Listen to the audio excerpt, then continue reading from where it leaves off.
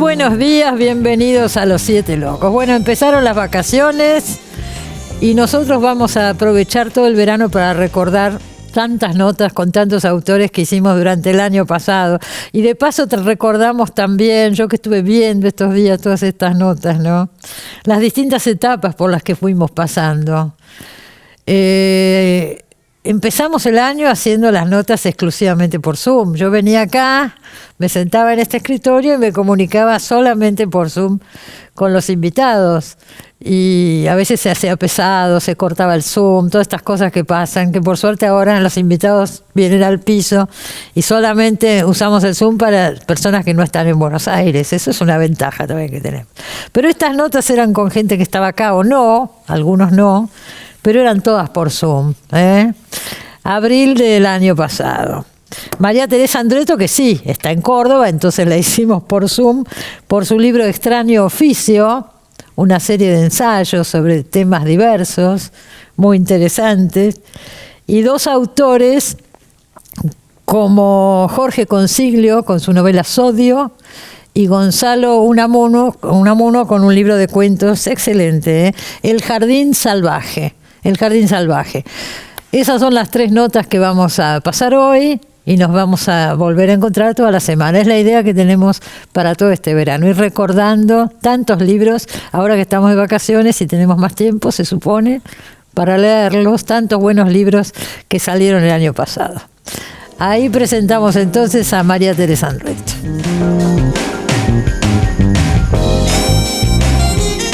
Bienvenida, María Teresa. Hola Cristina, muchas gracias por invitarme, un gusto de estar en tu programa. Al contrario, recién me acordaba que no nos vemos desde el Congreso de la Lengua que se hizo en Córdoba, que vos inauguraste, ¿te acordás? El discurso tuyo tan comentado. Es verdad. Fue hace 2 años. 2 años ya. En esta época también, en marzo creo que fue, marzo-abril.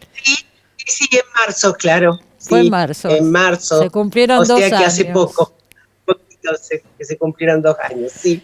Sacaste este nuevo libro, Extraño Oficio, que no es un libro de ficción, son reflexiones, ensayos. Son crónicas o unos híbridos, pero yo diría más bien como unas crónicas.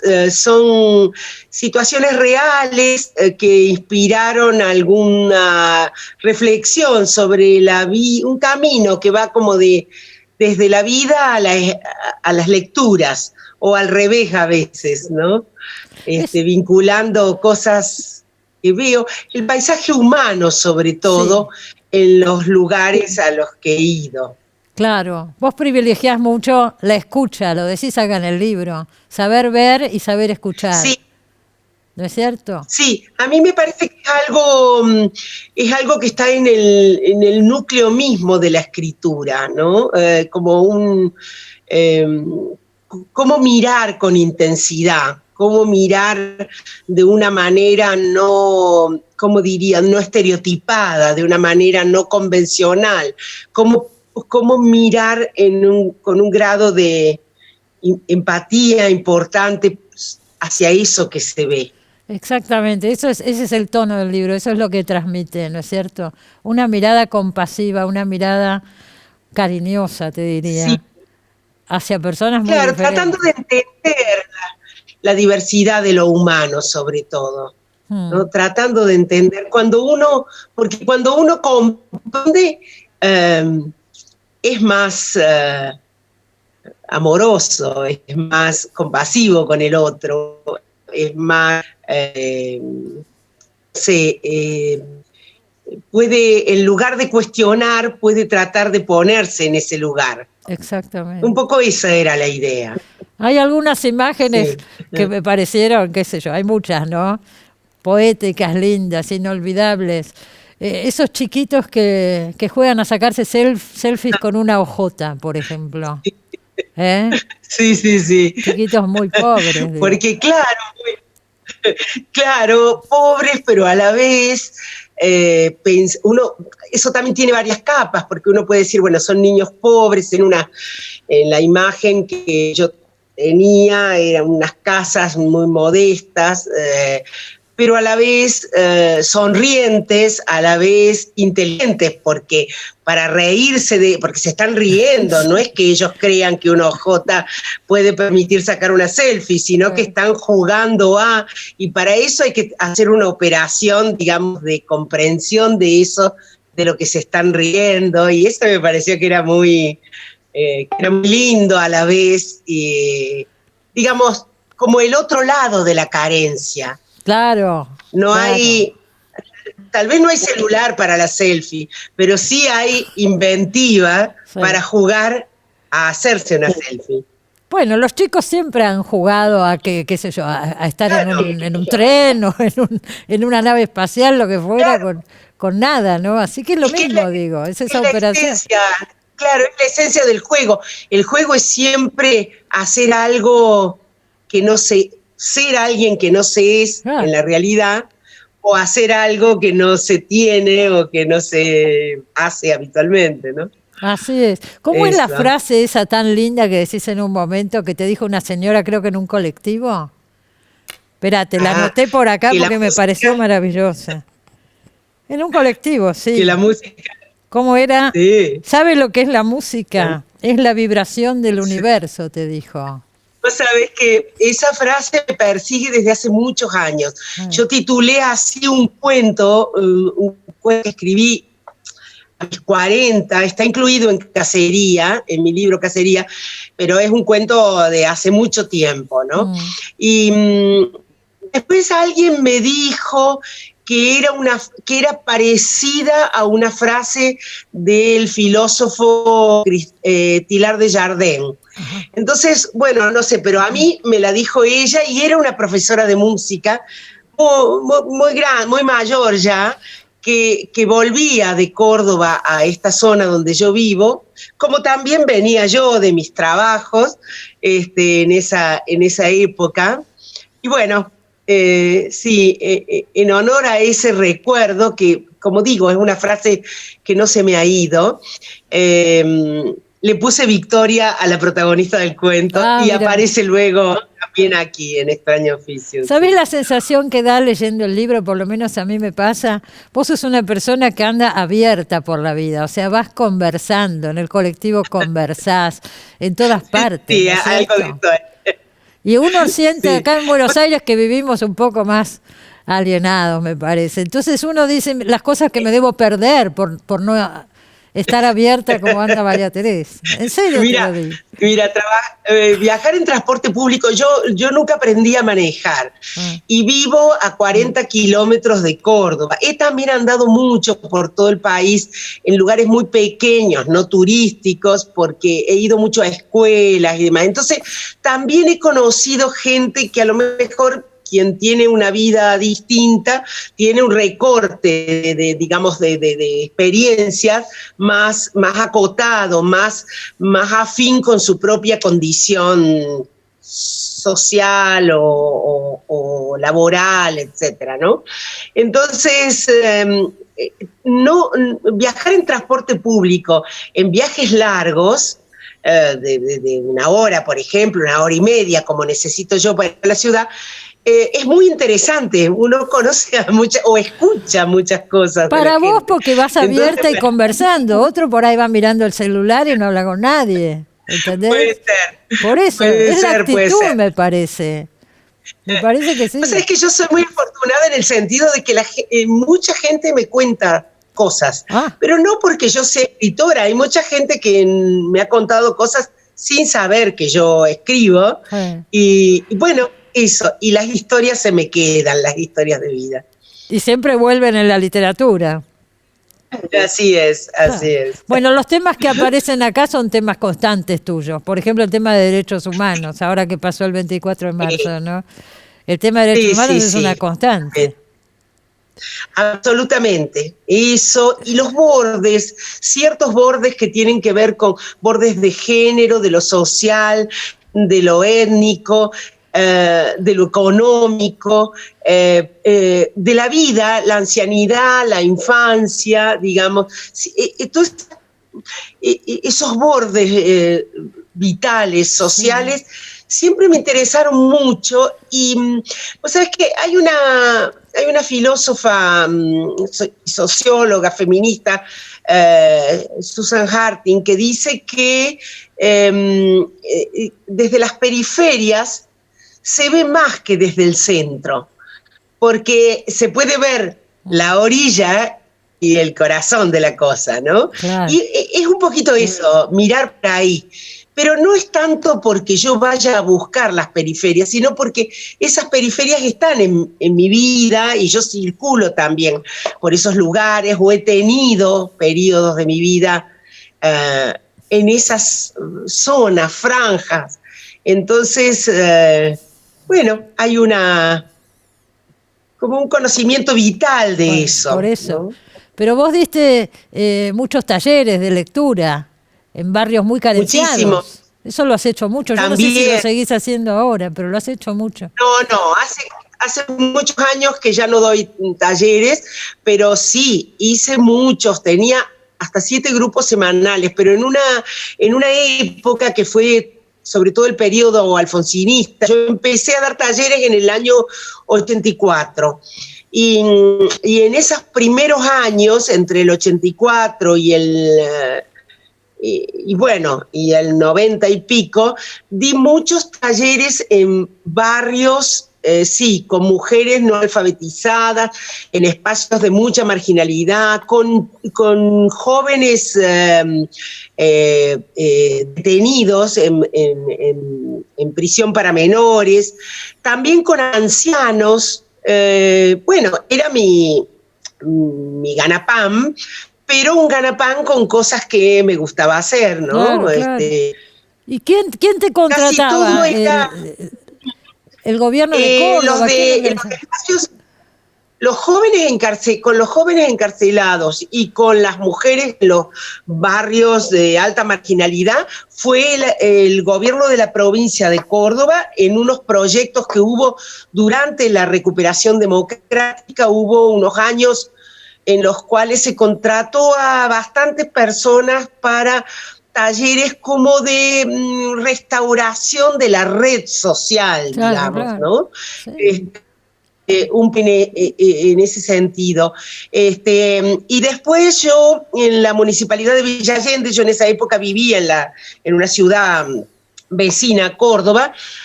Vos sabés que ahí en los años 80 y hasta mediados de los años 90, había 60 talleres gratuitos para la población en una ciudad de 30.000 habitantes, 60 talleres gratuitos de lo que quisieras, para niños, para jóvenes, para adultos, coros, ajedrez, literatura, pintura, escultura, video, bueno, maravilloso. Y eso en los 90 gratuitos. Se cortó. Todo eso se cortó en los 90. Cortó en los años 90. Y no se retomó nunca más. Sí se retomaron un poco después, pero ya pagos por las personas que los hacen, son menos cantidad de talleres. Las personas pagan un dinero no muy alto, no como un taller privado absoluto. Pero pagan algo. Pero pagan, sí. Claro, qué lástima que se haya cortado eso. Y yo te imagino vos ahí en esos talleres, ¿no es cierto? Yo era muy joven, por ejemplo. Además, claro, los 80. ¿Y qué leían? ¿Qué elegías para leer? Yo sé que leían muchas mujeres, ¿no? Escritoras mujeres. Sí, vos sabés que estamos, viste que está este premio de novela en homenaje a Sara Gallardo. Sí, que se abrió ahora en estos días. Todavía no lo comentamos acá. Sí, tengo, bueno, el honor y la alegría de ser jurado. Vos sabés que yo llevaba fragmentos de relatos de Sara Gallardo a mujeres de una zona de villa en Córdoba, mujeres escasamente alfabetizadas, y en una zona de altísima marginalidad. Sí. Sin embargo, bueno, pequeños fragmentos de ella y de otras escritoras, muchas mujeres llevaba, pequeños fragmentos, también a Duraz, por ejemplo, bueno, Algunos sí, algunos fragmentos, y después eso habilitaba una conversación, porque el objetivo no era ni que supieran quién era Sara Gallardo, ni que estudiaran literatura, ni que analizaran un cuento, sino algunas palabras de otros o de otras en este caso, que nos permitieran hablar acerca de lo que les pasaba. Claro. Cuentos de Sara Gallardo, por ahí sus primeras obras, Pantalones Azules, ¿no es cierto? Son disparadores para hablar de muchos temas. También algunos textos del País del Humo, que después salieron en la reedición del País del Humo, sí, que son muy breves, tienen media página algunos, y eso servía como un disparador. Claro. Digo, nombro a ella, pero también a otras, escritoras mujeres, poetas, ¿no? Y con los jóvenes encarcelados, me costó mucho encontrar qué les gustara, porque yo tenía el prejuicio de que necesitaban cuentos con asuntos fuertes, porque ellos venían de un mundo de mucha violencia, y sin embargo descubrí en algún momento que les gustaban los cuentos de amor y los cuentos de hadas, los cuentos maravillosos, porque habían participado casi todos en asesinatos o asaltos a mano armada, pero eran niños o jovencitos. Claro, seguro. En fin. Y les gustaban las historias de amor, me impresiona, de hadas, sí, le decís. Es impresionante. Sí, más allá de estas experiencias en los años 80, vos te has dedicado siempre a campañas de promoción de la lectura, etcétera. Aparte de tu trabajo como escritora, por supuesto, ¿no es cierto? Son como dos cosas paralelas. Sí, muchísimo. Vos sabés que, bueno, también en el año 84 yo me uní a un grupo de mujeres y armamos un centro especializado en lectura y literatura para niños y jóvenes. Pero más allá de eso, yo vengo de una casa donde los libros siempre fueron muy importantes y a la vez teníamos una vida muy modesta, sobre todo cuando yo era chica, una vida con cierta precariedad en otros aspectos, y en un barrio, en esas condiciones, a las afueras de un pueblo. Sin embargo, yo creía que todo el mundo tenía relatos y libros, y cuando me di cuenta de que no era así, me pareció una buena cosa que la lectura y los libros fueran como un derecho de todos, ¿no? Y un poco eso ha orientado muchas veces mi trabajo. Por eso esto que te digo de qué cosas llevar a mujeres que viven en una precariedad total y que a lo mejor muchas ni siquiera están alfabetizadas y pueden recibir una pequeña historia de la mejor literatura, de las mejores escritoras o los mejores escritores, y puedan disfrutarlo también, porque la literatura es para todos y no hace falta ir a la universidad para disfrutar de un relato o de un poema. Exactamente, y además dijiste algo muy importante, no hay que bajar el nivel con esa idea de que todos comprendan. No, claro, vamos a los mejores, ¿no es cierto? Vamos bien y por supuesto. Bueno, María Teresa, ¿qué te puedo decir? Esperamos, ¿cuándo va a salir un nuevo libro, una novela? No sé, ahí estamos escribiendo, pero no, ¿cuándo va a salir? No lo sé. Pero estás trabajando, ¿has podido trabajar en la pandemia? Sí, pude escribir y pude leer bastante, bueno, con mucho tiempo disponible. Y también aquí vivimos en un lugar, bueno, en ese sentido cómodo, porque hay mucho espacio. ¿Cómo se llama exactamente el lugar donde estás, donde vivís? Yo vivo en Cabana, esto pertenece de algún modo a Unquillo, en Sierras Chicas. Esto es un vallecito a 40 kilómetros de Córdoba capital. Es una zona pueblerina, este lugar particularmente es un caserío, un lugar pequeño, no tiene municipio. Tiene sí un centro vecinal, bueno, un par de cosas. Y bueno, es un lugar muy tranquilo, como te podés imaginar, y yo ya estoy en una vida muy tranquila, porque bueno, no necesito trabajar ya no hago talleres, estoy jubilada como docente, entonces, bueno, mi tiempo es para la escritura y para la lectura, y bueno. Maravilloso, te diría, cosas. Maravilloso, teniendo en cuenta el panorama general. Sí, está muy bien. Está muy bien. En lo personal está muy bien. Claro que si uno levanta la vista y ve lo que ha pasado con las personas en este año, ha sido personas jóvenes que algunas han visto muy dañados sus ingresos o sus posibilidades de convivencia, o están con niños, o los maestros haciendo un esfuerzo muy grande. Entonces sí, uno ve lo tremendamente difícil de la pandemia, del encierro, bueno, de las condiciones de vida pasadas, ¿no? Sin duda, sin duda. Te agradezco mucho, espero que nos veamos pronto, ojalá. Falta todavía, Ojalá. Estamos esperando las vacunas, vos también estás esperando la vacuna, ¿no? Sí, también estoy esperando la vacuna, sí. Bueno, por eso. Sí, ya llegará. Ya llegará. Gracias y nos vemos. Hasta luego, besos para vos. A vos, Cristina, por la invitación. Gracias. Chao, chao. Bueno, se terminó el primer bloque, nos vamos al corte. Enseguida volvemos, no se vayan.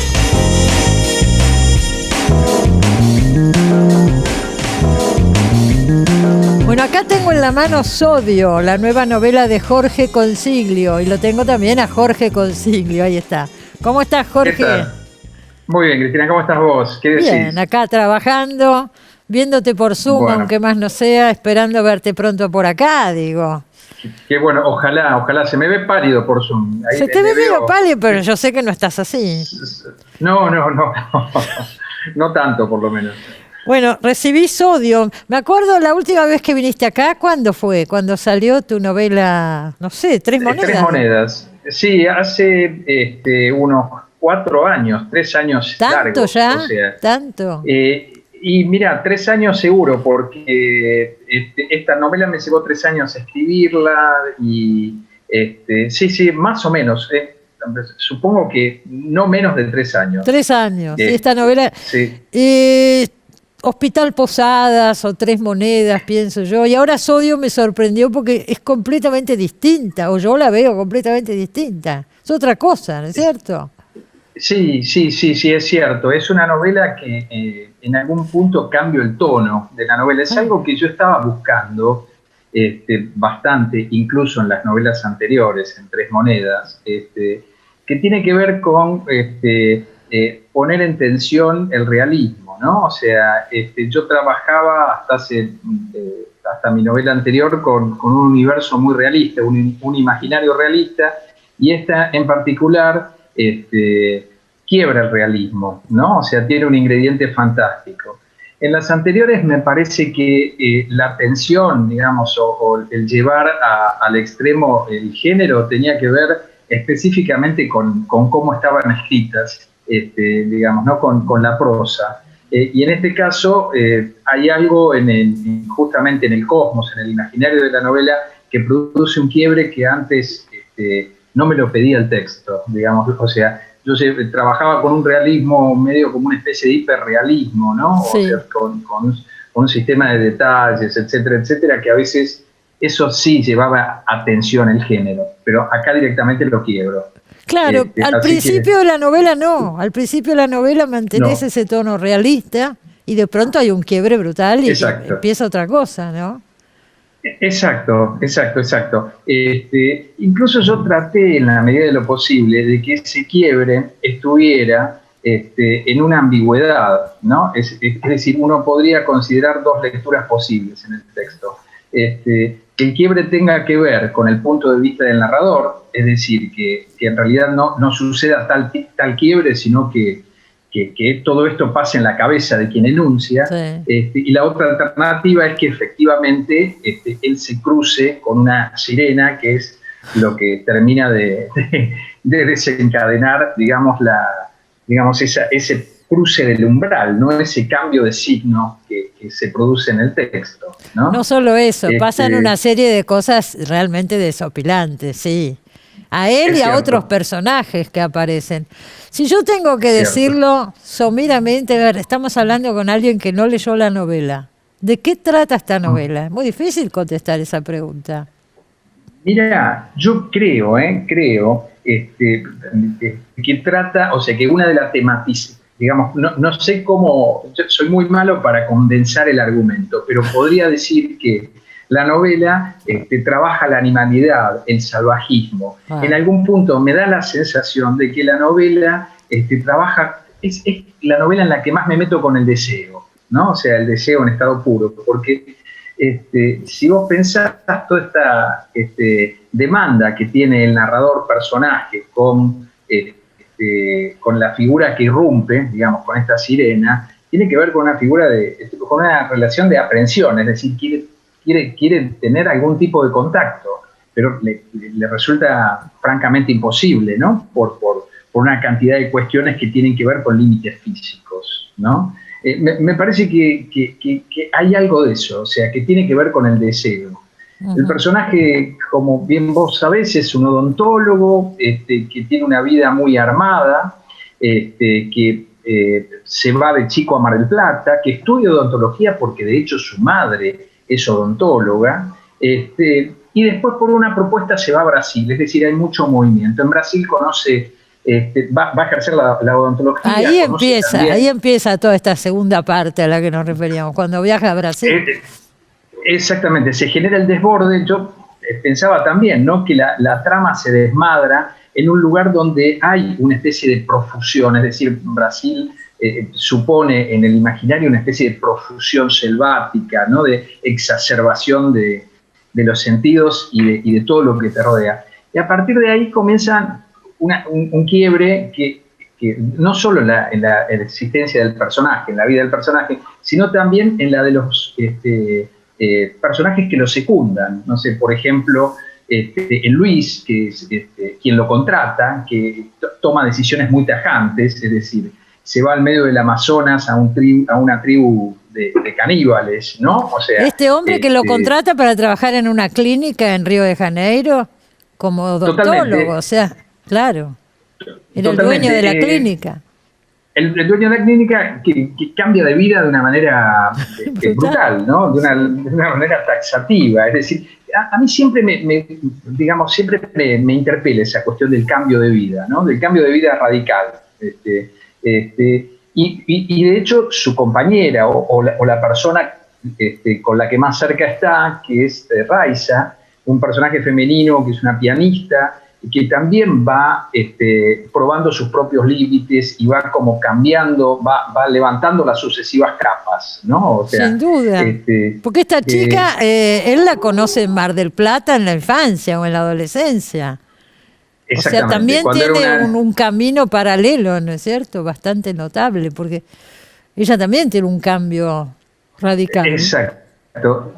Sí, es como que creo que estos tres personajes que nombramos buscan ir al límite de sí mismos, ¿no? O sea, buscan ver qué pasa con sus propios límites. Por supuesto que cuando se cruzan ciertos umbrales en el margen del texto, no me refiero más allá de eso, ¿no? En el margen del texto,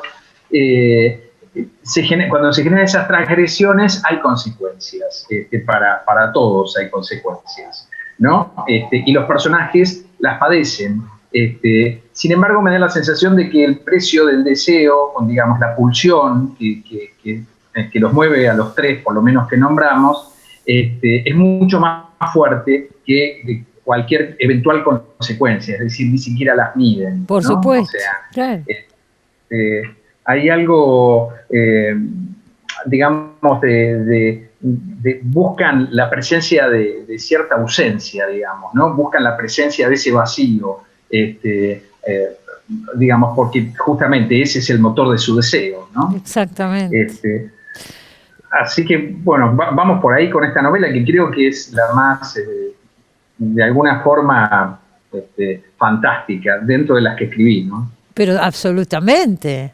Yo creo que de lo que yo leí tuyo es la primera vez que incurriste en lo fantástico, que te metes con todo este mundo, ¿no? Yo leí por algún lado, vos me dirás, pero yo no me había dado cuenta, pero en algún reportaje que te hicieron, que yo leí en estos días, se habla de un homenaje a Piglia. Está presente indirectamente, ¿no? O sea, está muy bien leído justamente esta instancia, porque hay un movimiento del personaje hacia el sur, digamos. El personaje se va a Mar del Plata, como sucede en las ficciones de Piglia, e incluso en la vida de Piglia. En la vida de Piglia, ¿no? Piglia se va a Mar del Plata, y se va a Mar del Plata con una especie de pequeño exilio, digamos, muy entre comillas. El pequeño exilio. Y después también tiene que ver con elementos que digamos, no lo pensé así, no, simplemente la lectura de Patricio Zunini la aborda. El reportaje de Patricio Zunini, sí. Pero vos no lo habías hecho con esa intención. No, eso por supuesto que no. O sea, esta creo que es la novela en la que más me dejé conducir, digamos, por lo irreflexivo, ¿no? O sea, sí. Es como que me dejé conducir por la voluntad del texto, más que cualquier otra cosa. Pero por supuesto que debajo de todas estas cuestiones que son absolutamente inconscientes, hay un tramado de influencias que reconozco. O sea, yo soy un lector de Piria, por supuesto, y un fanático, además de escucharlo como crítico, ¿no? A Ricardo Piria. Sin duda. Y me parece que es pertinente la lectura de Pero no, Zunini, no fue algo que vos buscaste especialmente al escribir este texto. No, para nada, no. O sea, tiene que ver con, ya te digo, con algo absolutamente inconsciente, que por supuesto está como presente tantas influencias que tenés y que seguramente aparecen en este texto. Totalmente. Muchísimas gracias. Sí, decime, Jorge. No, pienso también en un español, o sea, que leí hace relativamente poco, que se llama Sánchez Piñol, ¿no? Sánchez Piñol, escribió una novela, sí. Escribió una novela que se llama La piel fría, y de alguna manera esa figura ambigua, esa figura tan poco precisa, que es la sirena, yo pensé mucho en esa novela de Piñol. Claro, ¿no? Claro. O sea, digo, en tantas cosas se meten en la ficción. Pero de uno, ¿no? ni hablar. Sí, totalmente. Bueno, me tengo que ir porque se termina el programa. Recomendamos Perfecto. Entonces Sodio, la nueva novela de Jorge Concilio. Me alegro de verte, Jorge. Espero verte del mismo pronto. modo. Ojalá nos veamos pronto. Te mando un abrazo grande, Cristina. Un beso. Hasta luego.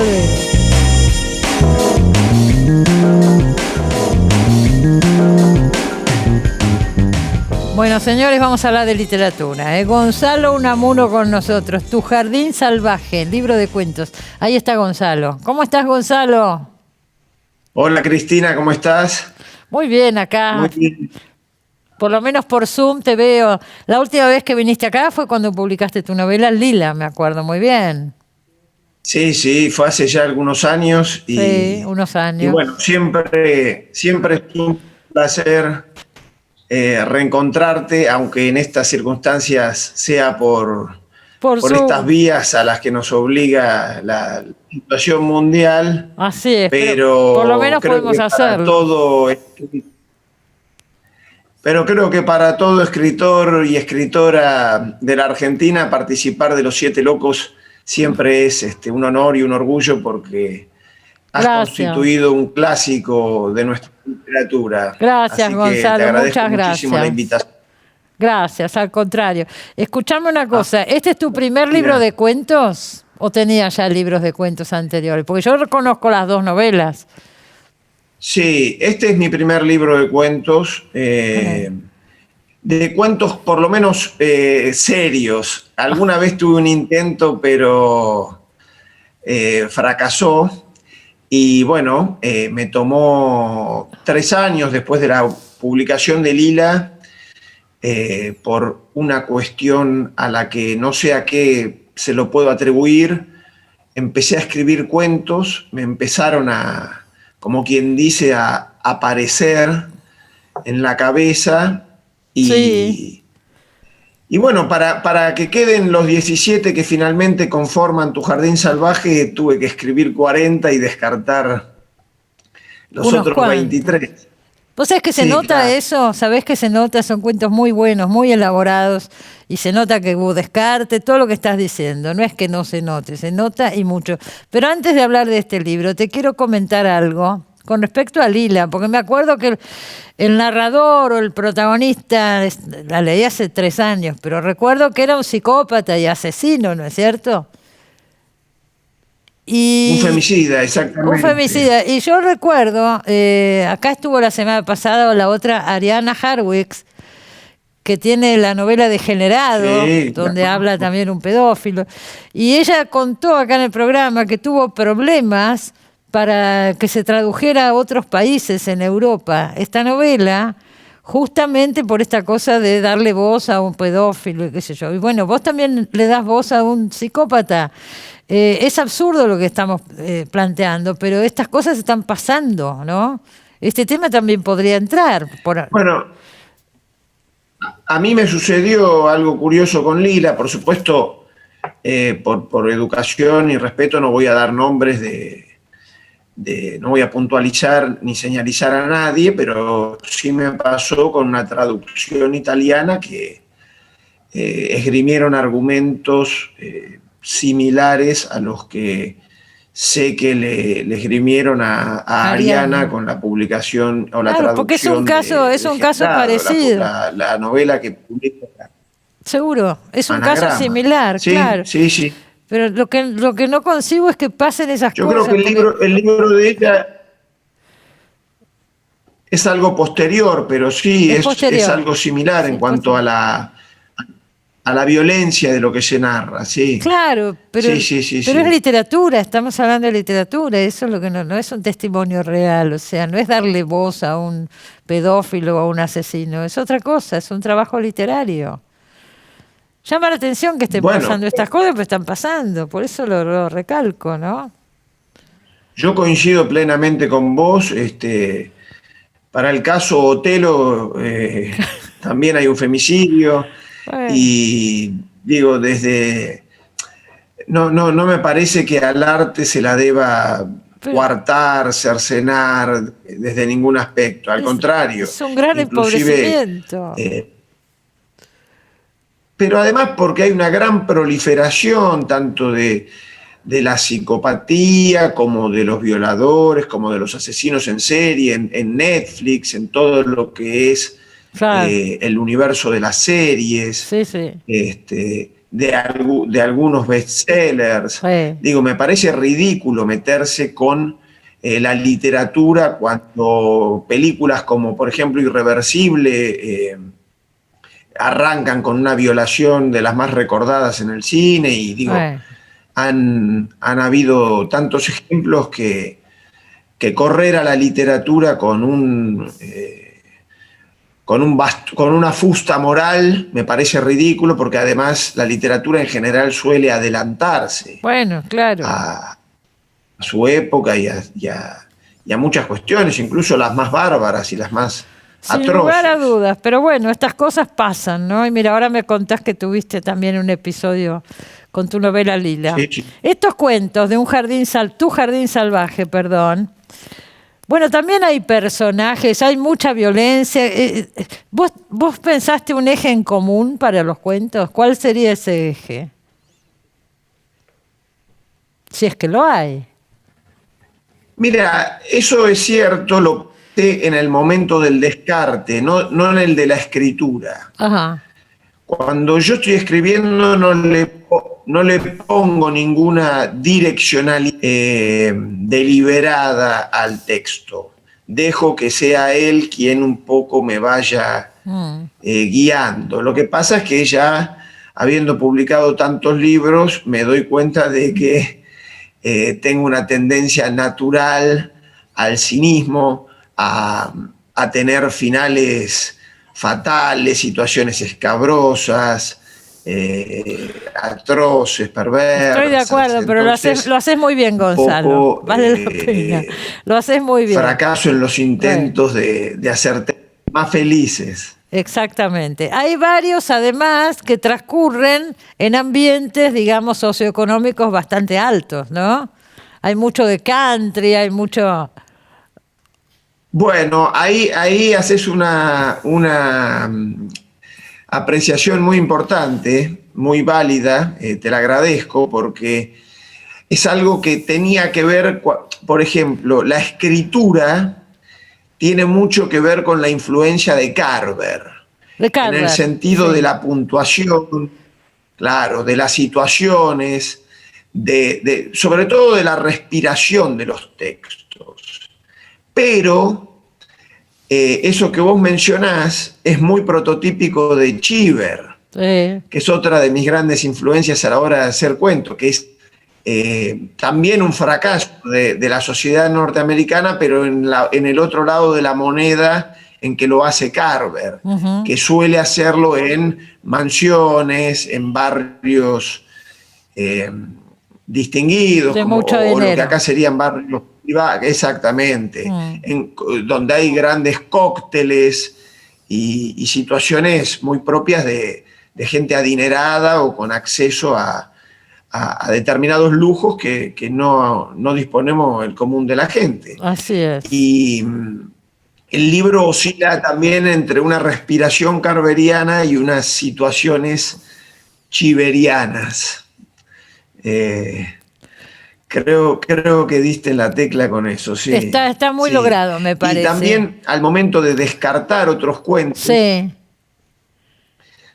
tuve ese punto en cuenta, de decir, bueno, vamos a darle un tono general. Además hay una apuesta estética muy fuerte con el libro, porque yo narro en distintas personas, en la primera del tiempo presente, en la segunda del tiempo presente, narro en distintos formatos, en epístola, en guión. En guión también, en diario. Sí. Claro. Bueno, por eso hay una serie de desafíos y de pruebas. Sí. No, sobre todo lo de los guiones me llamó mucho la atención y está muy logrado, pienso. Está muy bien el libro. ¿Qué es esta editorial criolla?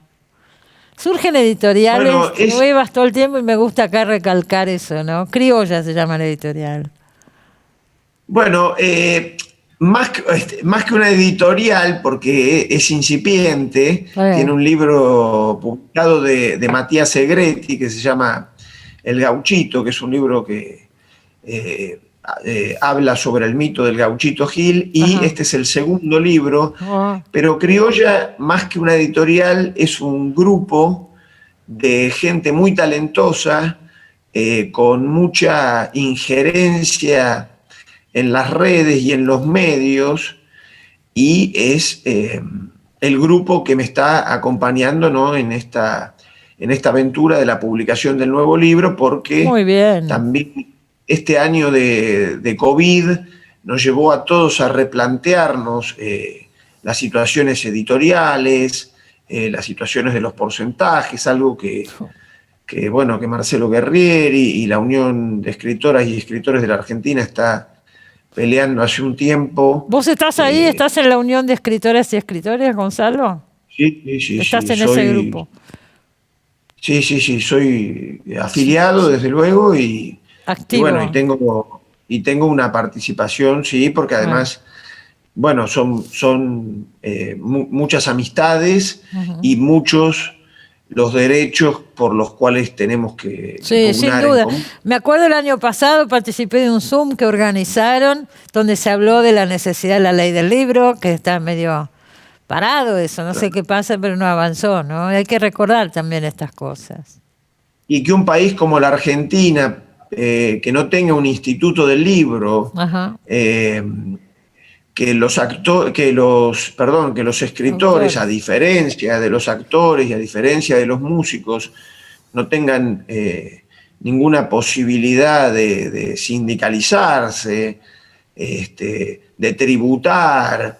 Digámosle, nosotros no tenemos ningún ente que pueda regular la venta, la liquidación, los derechos.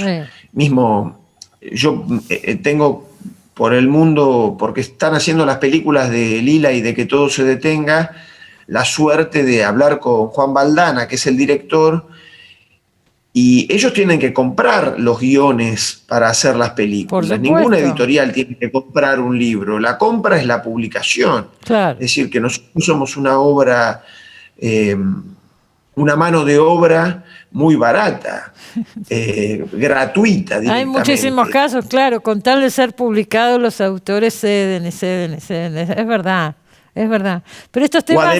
adelantos irrisorios que además son eso, son adelantos. Claro. Que después se descuentan de la De las liquidación. ventas, claro, de las ventas. Claro, no es que te están regalando unos pesos para los meses previos ¿Qué te o parece? finales de la escritura. Y bueno, con la pandemia todo esto se complica más todavía y bueno, es muy Claro, duro para ya- todas las industrias culturales, ¿no es cierto? Para todos los trabajadores, del libro, del teatro, de lo que sea. Hoy lo decía también Andrés. Claro, y se han ido creando mecanismos de supervivencia Sí, claro. y mecanismos alternativos de venta y han surgido, por ejemplo, sin ir más lejos, el último premio Alfaguara, que es Guillermo Arriaga, que es un cineasta mundialmente famoso. Estuvo acá en el programa con el libro, sí, por Zoom, por supuesto, desde Bueno, México. Y dirigió las películas Amores Perros, Sí, Babel famosísimo. y escribió El Salvaje. Bueno, con el libro que es Salvar el Fuego, que yo abro el libro con una cita Es de él. verdad, abrís con una cita de él. Cuando vos ves la edición de Alfaguara, dice tirada en Argentina 3.000 ejemplares, tirada en Chile 1.500 ejemplares. Claro, y un o 1.000. autor, No sé si estoy y un recordando. autor como Guillermo Arriaga. Del premio Alfaguara. Y premio Alfaguara. Y además premio Alfaguara, un premio que se paga, que si mal no recuerdo también creo que $170.000. Por ahí anda, sí. Y te das cuenta Creo que es hoy, el más alto hoy los de tirajes habla hispana. son de editoriales, los mismos que las editoriales independientes. Sin duda. Nosotros con Criolla, porque Galerna es la distribuidora nacional, para cubrir toda la Argentina tuvimos que hacer por lo menos 2.000 libros. Claro, claro. Y ojalá, Fíjate que un premio- circulen y se vendan, porque se lo merece. Es un precioso libro, Tu Jardín Salvaje. Ojalá. Y bueno, que haya gente que apuesta, Criolla, editoriales nuevas. Hay que darle para adelante, pero pasan cosas buenas, salen buenos libros. Yo te lo digo, estoy acá todas las semanas y veo eso con alegría dentro del panorama. No ¿no? quiero Pero hay que imaginar lo que es no solo tu biblioteca, sino tu mi vida, decimos. cabeza en cuanto a Salto de un tema al otro, todas las semanas tengo que leer cosas muy aprehensión diferentes. literaria. Y es así. Es una cosa constante, es una cosa constante. Lo hacemos con todo cariño, hace muchos años. Bueno, me tengo que ir, se termina el programa, Gonzalo. Me alegro de verte y de haber No, me tenido alegro esta yo, charla. Cristina. Suerte Siempre con el es un libro, placer conversar con vos. Muchas gracias, muchas gracias. A vos, Gonzalo. Y acuérdese, lo recomendamos, Tu Jardín Salvaje de Gonzalo Unamuno. Y con eso nos vamos, se terminó el programa. Nos vemos la semana que viene. Buena semana para todos. Chao.